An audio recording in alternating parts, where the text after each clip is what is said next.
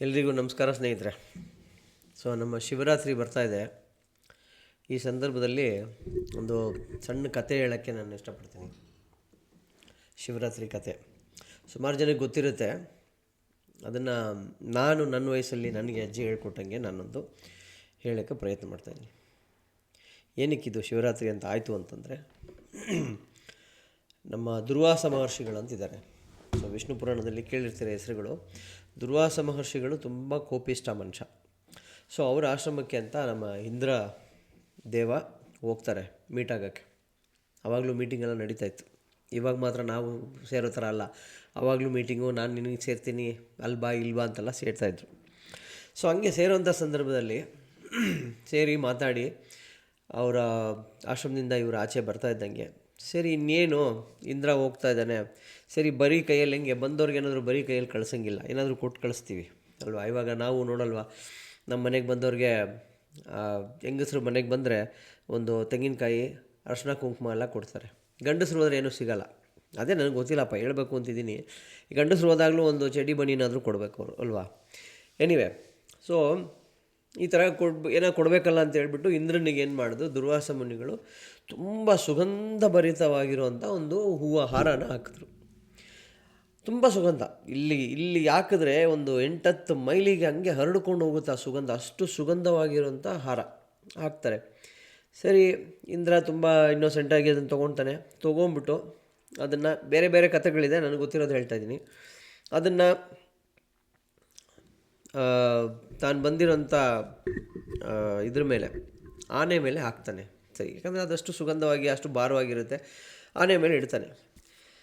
ಇಟ್ಟು ಈ ರೀತಿ ಇನ್ನೇನು ಮಾತಾಡ್ತಾ ಇರ್ತಾರೆ. ಸರಿ ಬರೋಣ ಹೋಗೋಣ ಹಂಗೆ ಅಂತೆಲ್ಲ ಮಾತಾಡ್ತಾ ಇರೋ ಟೈಮಲ್ಲಿ ಈ ಆನೆ ಏನು ಮಾಡಿಬಿಡುತ್ತೆ, ಅದಕ್ಕೆ ಇರಿಟೇಷನ್ ಆಗಿಬಿಡುತ್ತೆ. ಸುಗಂಧಭರಿತವಾಗಿ ಅದ್ರ ಸುತ್ತ ದುಂಬಿಗಳೆಲ್ಲ ಹರಡ್ಕೊಂಡು ಅಂತ ಸೌಂಡೆಲ್ಲ ಮಾಡಿ ಆ ಆನೆಗೆ ಬೇಗ ಇರಿಟೇಷನ್ ಆಗುತ್ತೆ. ಅದನ್ನು ತೆಗೆದುಬಿಟ್ಟು ಕೆಳಗಡೆ ಹಾಕಿ ಒಸಕ್ಬಿಡುತ್ತೆ. ಯಾಕಂದರೆ ಆನೆಗೆ ಗೊತ್ತಿರಲ್ವಲ್ಲ, ಇದು ದುರ್ವಾಸ ಮುನಿಗಳು ಕೊಟ್ಟಿರೋದು, ನಾವು ಬಹುಮಾನವಾಗಿ ಇಟ್ಕೊಬೇಕು ಅಂತ ಆನೆಗೆ ಗೊತ್ತಿರಲ್ಲ. ಹಂಗೆ ಹಾಕಿ ತುಳಿದ್ಬಿಟ್ಟು ಒಸಕ್ಬಿಡುತ್ತು. ಅದನ್ನು ನೋಡಿದ ತಕ್ಷಣ ನಮ್ಮ ದುರ್ವಾಸ ಮಹರ್ಷಿಗಳಿಗೆ ತುಂಬ ಕೋಪಿಷ್ಟ. ಹೇಳಿದ್ನಲ್ಲ, ಮನುಷ್ಯ ಅಂತಲ್ಲ, ಮಹರ್ಷಿಗಳು ಆ್ಯಕ್ಚುಲಿ ಶಿವನ ಅವತಾರ ಅಂತ ಹೇಳ್ತಾರೆ. ಅವ್ರೇನು ಮಾಡಿದ್ರು, ಶಾಪ ಹಾಕ್ಬಿಡ್ತಾರೆ. ನಾನು ಕೊಟ್ಟಿರೋಂಥ ಈ ಹಾರನ ತೊಗೊಂಡೋಗಿ ನೀನು ಆನೆ ಮೇಲೆ ಹಾಕಿ ಅದನ್ನು ತುಳಿದು ಅದೆಲ್ಲ ಮಾಡಿ ಡಿಸ್ರೆಸ್ಪೆಕ್ಟ್ ಮಾಡಿದ್ಯಾ, ನಾನು ಸಹಿಸ್ಕೊಳಲ್ಲ ಅದಕ್ಕೋಸ್ಕರ ನಾನು ಶಾಪ ಹಾಕ್ತಾಯಿದ್ದೀನಿ. ನಿಮ್ಮ ದೇವಲೋಕದಲ್ಲಿರೋ ಪ್ರತಿಯೊಬ್ಬರು, ಎಲ್ಲ ದೇವಲೋಕದಲ್ಲಿ ಯಾರಿದ್ದಾರೋ ಅವ್ರಿಗೆಲ್ಲ ಅವ್ರ ಪವರೆಲ್ಲ ಕಳ್ಕೊಂಡು ಅವ್ರಿಗೆ ಮುಪ್ಪಾಗಲಿ ಅಂತ. ದೇವಲೋಕದಲ್ಲಿ ಮುಪ್ಪಾಗಲ್ವಲ್ಲ ಯಾರಿಗೂ, ಅವ್ರಿಗೆಲ್ಲ ಮುಪ್ಪಾಗಿ ವಯಸ್ಸಾಗಿ ಅವರ ಶಕ್ತಿ ಇದನ್ನು ಕಳ್ಕೊಳ್ಳಿ ಅಂತ ಆ ಥರ ಕೊಟ್ಟಾದಮೇಲೆ ಅದು ಈ ರಾಕ್ಷಸರುಗಳಿಗೆ ಗೊತ್ತಾಗಿ ಇವರು ದೇವಲೋಕನ ಅಟ್ಯಾಕ್ ಮಾಡೋಕ್ಕೆ ಶುರು ಹಚ್ಕೊಂಡ್ರು. ದೇವಲೋಕ ಒಂದೊಂದಾಗೆಲ್ಲ ಕಳ್ಕೊಳ್ಳೋಂಥ ಸ್ಥಿತಿ ಬಂತು. ಇಂದ್ರಲೋಕದಲ್ಲಿ ದೇವತೆಗಳೆಲ್ಲ ಯಾರಿದ್ದಾರೆ, ಮಳೆರಾಯ, ಅಗ್ನಿದೇವ, ಇವ್ರನ್ನೆಲ್ಲ ಓವರಾಗಿ ಡೆಸ್ಟ್ರಾಯ್ ಮಾಡೋಕ್ಕೆ, ಅವ್ರನ್ನೆಲ್ಲ ಅಟ್ಯಾಕ್ ಮಾಡೋಕ್ಕೆ ಶುರು ಹಚ್ಕೊಂಡ್ರು. ಇದು ಹಿಂಗೆ ಬಿಟ್ಟರೆ ಆಗಲ್ಲ ಅಂತ ಹೇಳ್ಬಿಟ್ಟು ಎಲ್ಲರೂ ದೇವಗಳೆಲ್ಲ ಸೇರಿ ನಮ್ಮ ಶಿವನ ಹತ್ರ ಹೋದರು. ಶಿವ ಕೈಲಾಸಕ್ಕೆ, ಏನಪ್ಪ ಈ ಥರ ಎಲ್ಲ ಆಗ್ತಾಯಿದೆ, ನೀನು ಕಾಪಾಡು ಅಂತ. ನೋಡು, ನಾನೇನು ಕಾಪಾಡೋಕ್ಕಾಗಲ್ಲ, ನಾನು ಸಂಹಾರ ಮೂರ್ತಿ, ನಾನು ಸಂಹಾರ ಮಾಡೋನು. ಇದರಿಂದ ನಿಂದೆ ನಡೆಸ್ಕೊಳೋ ಅಂತ ಹೋಗೋದು, ನೀನು ಬ್ರಹ್ಮನ ಮೀಟ್ ಮಾಡೋಣ ಅಂತ ಎಲ್ಲರೂ ಬ್ರಹ್ಮನ ಮೀಟ್ ಮಾಡೋಕ್ಕೆ ಹೋದರು. ಬ್ರಹ್ಮನ ಮೀಟ್ ಮಾಡಿದಾಗ, ನೋಡಪ್ಪ ನಾನೆಲ್ಲ ಸೃಷ್ಟಿ ಮಾಡ್ತೀನಿ ಅಷ್ಟೇ, ಇದನ್ನು ನಡ್ಸ್ಕೊಳಕ್ಕೆ ಹೋಗೋಂಥದ್ದಾಗಲ್ಲ. ಒಂದು ಕೆಲಸ ಮಾಡೋಣ, ನಮಗೆಲ್ಲ ಮಹಾವಿಷ್ಣುವನ್ನ ಮೀಟ್ ಆಗೋಣ ಅಂತ. ಸರಿ ಅಂತ ಮಹಾವಿಷ್ಣುವನ್ನ ಮೀಟ್ ಆಗೋಕ್ಕೆ ಎಲ್ಲರೂ ಹೋದರು. ಮಹಾವಿಷ್ಣುವನ್ನ ಮೀಟ್ ಆಗೋಕ್ಕೆ ಅಂತ ಹೋದಾಗ ಅಲ್ಲಿ ನೋಡಿದ್ರು, ವಿಷಯಗಳೆಲ್ಲ ಹೇಳಿದ್ರು. ಮಹಾವಿಷ್ಣುವಿಗೆ ಸರಿ ವಿಷಯ ಗಂಭೀರವಾಗಿದೆ ಅಂತ ಅನ್ನಿಸ್ತು. ಸರಿ, ಅದಕ್ಕೆ ನಾವು ಅಮೃತವನ್ನು ತೆಗಿಬೇಕು. ಹಾಲ್ಗಡಲು ಅಂದರೆ ಸಾಗರ. ಇವತ್ತೇನು ನಾವು ಸಮುದ್ರ ಅಂತ ನೋಡ್ತೀವಿ, ಅದು ಬೇರೆ ನೀರಾಗಿರುತ್ತೆ. ಬಟ್ ಆವಾಗ ಹಾಲಿನ ಸಮುದ್ರ, ಹಾಲ್ಗಡಲು. ಅದ್ರ ಒಳಗಡೆ ಅದನ್ನು ಮಂಥನ, ಈ ಮಜ್ಜಿಗೆ ಕಡಿಯೋ ಥರ ಕಡಿದ್ರೆ ಅದ್ರ ಒಳಗಡೆ ನಮಗೆ ಅಮೃತ ಸಿಗುತ್ತೆ. ಅದನ್ನು ಮಜ್ಜಿಗೆ ಕಡಿಯೋ ಥರ ಕಡಿದ್ಬಿಟ್ಟು ಅದನ್ನು ತೆಗಿಬೇಕು, ಆಚೆ ತೆಗಿಬೇಕು. ಅದಕ್ಕೆ ಅಷ್ಟು ದೊಡ್ಡ ಕೆಲಸ ಮಾಡೋಕ್ಕೆ ನಾವು ಬರೀ ದೇವತೆಗಳಿಂದ ಆಗಲ್ಲ, ಅದು ತುಂಬ ಕಷ್ಟ ಆಗಿರೋಂಥ ಕೆಲಸ. ಅದಕ್ಕೆ ನಾವು ರಾಕ್ಷಸರ ಮೊರೆ ಹೋಗಬೇಕಾಗತ್ತೆ, ಅವ್ರ ಸಹಾಯನೂ ಬೇಕಾಗುತ್ತೆ ಅಂತ. ಸರಿ ಬಂದರು.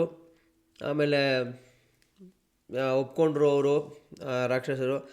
ಇನ್ನು ಹೆಂಗೆ ಕಡಿಯೋದು ಅಂತ ಹೇಳಿದಾಗ ಒಂದು ಮಂಥನ ಪರ್ವತ ಇಡಬೇಕು, ಒಂದು ಕಡಿಯೋಕೆ ಒಂದು ಬೇಕಲ್ಲ. ಸೊ ದೊಡ್ಡ ಹಾಲ್ಗಡಲು ಅಂದರೆ ಸಾಗರನ ಕಡಿಬೇಕು ಅಂದರೆ ಅದನ್ನೊಳಗಡೆ ಹಾಕಬೇಕು ಅಂದರೆ ಮಂಥನ ಪರ್ವತನ ಇಳಿಸಿ ಅದನ್ನು ಸುತ್ತಕ್ಕೆ ಹಗ್ಗ ಗಿಗ್ಗ ಎಲ್ಲ ಆಗಲ್ಲ ಆವಾಗ. ಸೊ ಅದಕ್ಕೆ ನಮ್ಮ ವಿಷ್ಣು ಭಗವಾನ್ ಮಲ್ಕೊಂಡಿರೋಂಥ ಅನಂತಶಯನ, ಸೊ ಅನಂತ ಅನ್ನೋ ಹಾವನ್ನ ತೊಗೊಂಬಂದು ಕಟ್ಟಿ ಆ ಕಡೆಯಿಂದ ಅದಕ್ಕೊಂದು ದೊಡ್ಡ ಜಗಳ ಆಗೋಗುತ್ತೆ.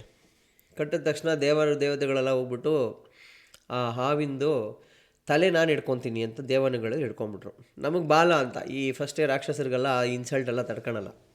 ಅದಕ್ಕೆ ಸುಮಾರು ಜನಕ್ಕೆ ಇನ್ಸಲ್ಟ್ ಸಡನ್ನಾಗಿ ತಡ್ಕೊಳಕ್ಕಾಗಲ್ಲ ಅಂದರೆ ಅದು ಆ ಥರ ಅಂತ. ಎನಿವೆ, ಸೊ ಇವ್ರು ತಡ್ಕೊಳಕ್ಕಾಗಲ್ಲ, ನಾವು ಮಾಡಲ್ಲ ಈ ಕೆಲಸ, ನೀವು ತಲೆ ಹಿಡ್ಕೊಳಂಗಿದ್ರೆ ನೀವು ತಲೆ ಹಿಡ್ಕೊಳ್ಳಿ, ನಾವು ಬಾಲ ಹಿಡ್ಕೊಳಲ್ಲ, ನೀವು ಹೋಗಿ ಮಾಡ್ಕೊಳ್ಳಿ, ಬೇರೆ ಯಾರು ನೋಡ್ಕೊಳ್ಳಿ ಅಂತ.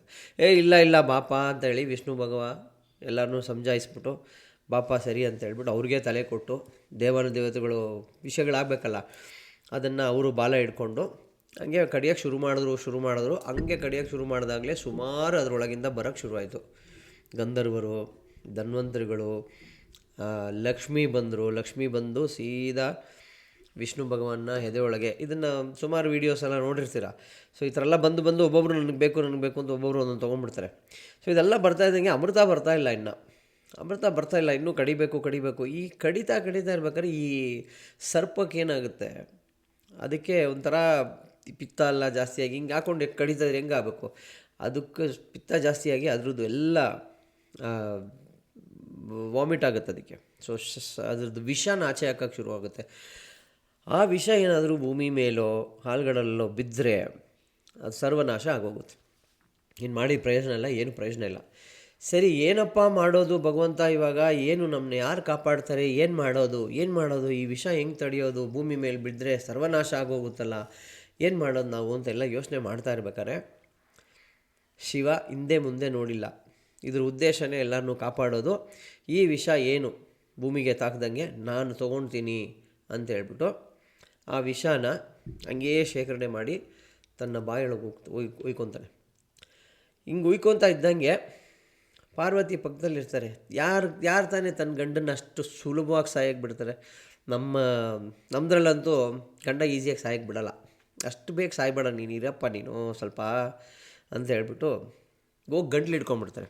ಆ ಪಾರ್ವತಿ ಗಂಟ್ಲು ಹಿಡ್ಕೊಂಡಿದ್ದು ಎಷ್ಟು ಶಕ್ತಿ ಇತ್ತು ಅಂದರೆ ಇಲ್ಲಿ ನಿಂತ್ಕೊಂಡ್ಬಿಡ್ತು ವಿಷ ನಿಂತ್ಕೊಂಡ್ಬಿಡ್ತು. ಇನ್ನು ಒಳಗೋಗಲ್ಲ ವಿಷ, ಪಾರ್ವತಿ ಹಿಡ್ಕೊಂಡಿರೋದು. ಇನ್ನು ಆ ವಿಷ ಆಚೆ ಬರಬೇಕು. ಇನ್ನೇನು ಆಚೆ ಬರಬೇಕು, ಅದು ವಾಪಸ್ ಆಚೆ ಬಾಯಿಂದ ಬರಬೇಕು ಅನ್ನೋಷ್ಟಕ್ಕೆ ನಮ್ಮ ವಿಷ್ಣು ಹೋಗಿ ಬಾಯಿ ಮುಚ್ಕೊಂಬಿಟ್ಟ. ನೋಡ್ತೀರಾ ಬಾಬಾ ಥರ ಇರ್ತಾರೆ. ಎಂತಿ ಸಾಯೋಕ್ಕೆ ಬಿಡಲ್ಲ ಅಂದರೆ ಅವರು ಬದುಕೋಕ್ಕೆ ಬಿಡಲ್ಲ, ಅಷ್ಟು ಬೇಗ ನಮ್ಮನ್ನ ಬದುಕೋಕ್ಕೂ ಬಿಡಲ್ಲ ಈಸಿಯಾಗಿ. ಸೊ ಹಿಡ್ಕೊಂಡ್ಬಿಡ್ತಾರೆ. ಇಲ್ಲೇನಾಯಿತು, ವಿಷ್ಣು ಬಾಯಿ ಮುಚ್ಕೊಂಬಿಟ್ಟ, ನಮ್ಮ ಪಾರ್ವತಿ ಗಂಟ್ಲು ಹಿಡ್ಕೊಂಬಿಟ್ಲು. ವಿಷ ಮೇಲೂ ಹೋಗಿಲ್ಲ, ವಿಷ ಕೆಳಗೂ ಹೋಗಿಲ್ಲ.